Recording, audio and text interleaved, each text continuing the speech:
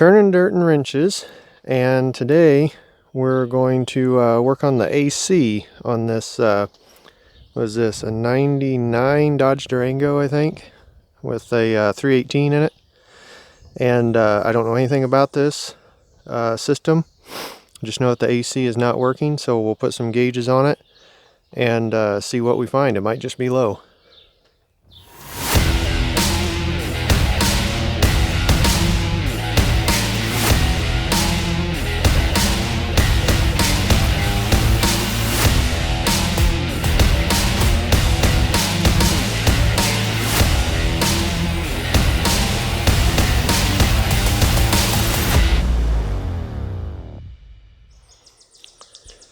Okay, got the gauges hooked up. Way up here, there's not really any other good place to hook them to. And we got one port right here. And that should be high pressure. They'll only fit on the correct one, so just kind of snap on there. Okay. Make sure, yeah, that's backed off. And this should be the low pressure.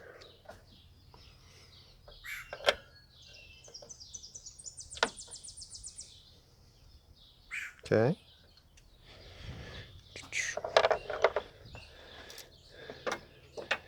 Always make sure your hoses are out of the way of the fan. And let's go ahead and open these valves and see what's in this system.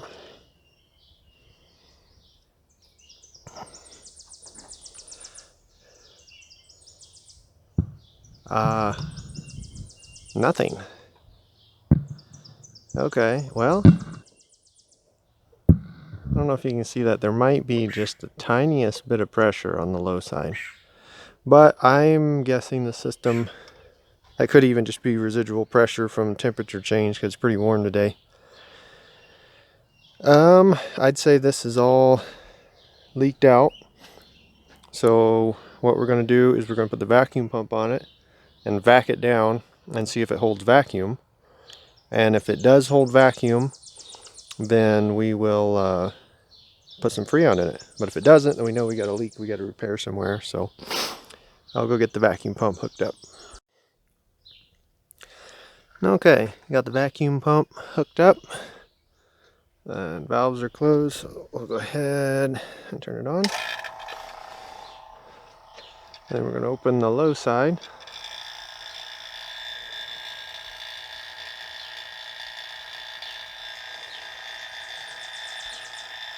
And the high side's vacuuming down too, which is good. I better make sure these are all snug. Low side's going down. We'll go ahead and open the high side and vac both sides.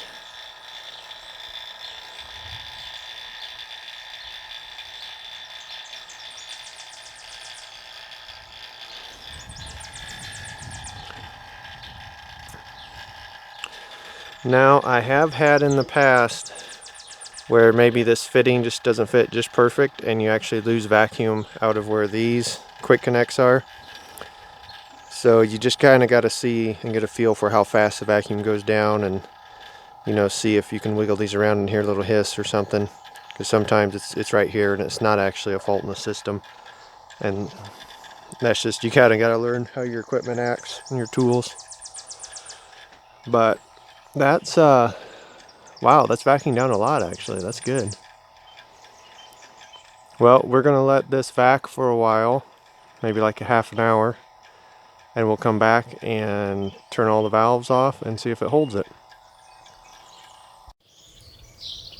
Alright, well, it's back down, and then we turned it off. We shut these valves and let it set for maybe 5 or 10 minutes. So, you bring it in here a little bit. You can see it's holding a vacuum. So now we're going to put some Freon in it and see if we can bring it alive. Okay, since it's completely empty, we're going to recharge the system. And we're going to go by the pounds or the ounces. And this can either have a single unit or a dual unit, which means it either has an air conditioner for just the front or the front and rear. And the best way to determine that is see if there is a T in the AC lines where one goes to the back, and there is a T. So this is a dual unit. So dual unit is 1.88 pounds of Freon. So I'll have to do some math and we'll figure out how many cans that is. Alright, so this takes basically 2 cans with this system. So I've got to get the different end put on this hose so we can put the Freon in the system. Okay, so we'll go ahead and charge it a little bit, and then we'll start the car, turn the AC on full blast. So you just twist that all the way down, it punches through the top of the can, and then you open it back up. These are not the new resealable cans. And then we're going to put that in the low side, so we're just going to slowly crack that valve a little bit. You can actually see the Freon through that window.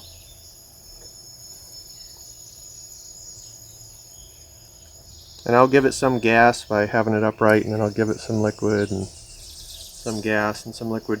You don't want to give it too much liquid while it's running, or it can lock the compressor up. You got to do it nice and easy. So you can see the pressure coming up just from the pressure in the can.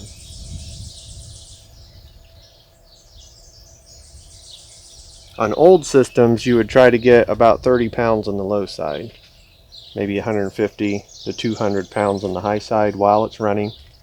But with the newer systems, it's easier just to go by however many ounces or pounds they say to put in the system, ounces of Freon, not pressure, and then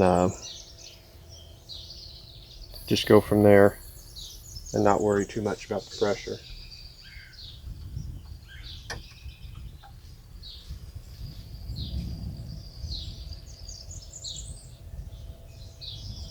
Well, it's still taking it.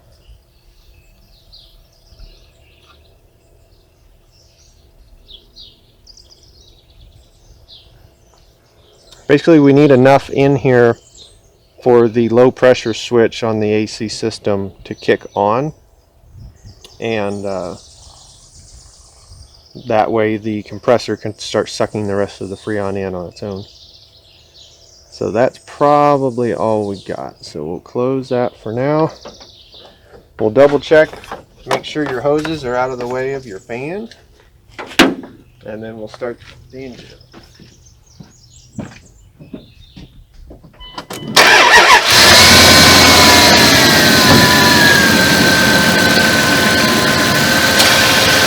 And the compressor just kicked on, so that's a good sign. This is what we're getting to.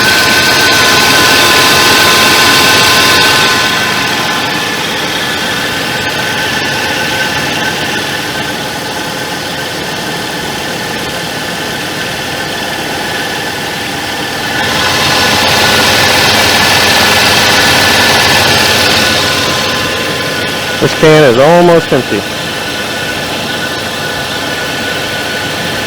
And that's it.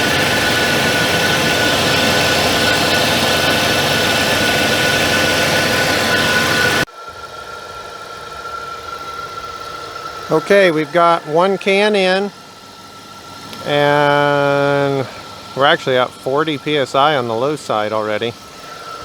Compressor's running continuously. And the line's a little cool. This one's cool back here, coming out of the dryer. I know you can't see back there. Got the second can hooked up, so let's just go ahead here and start adding a little bit on the low side.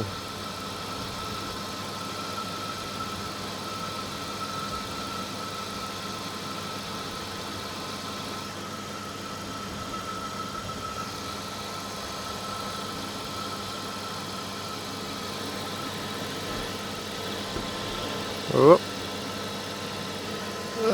can't do that many things with one hand. Let's see. Let's give it a little bit of liquid in there. Now some gas.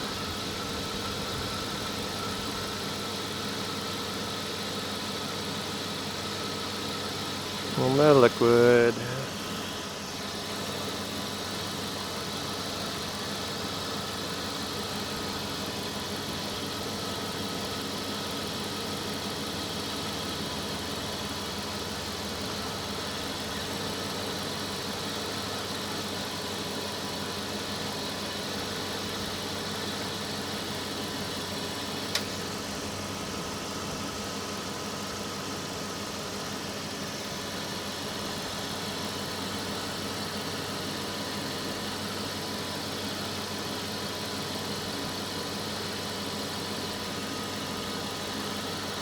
Getting there.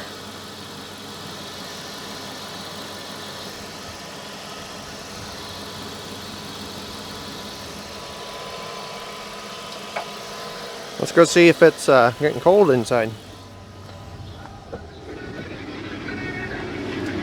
What is that?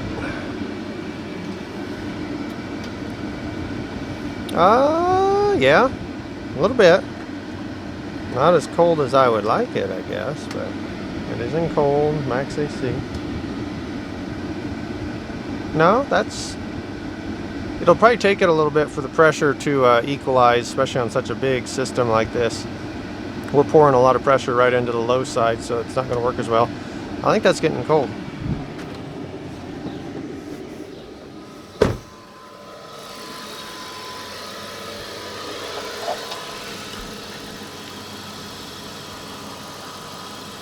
Almost done. Almost done. Let's see.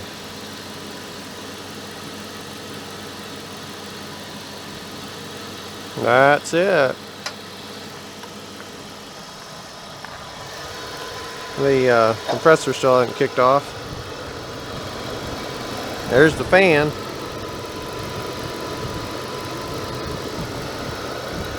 Let's go see here.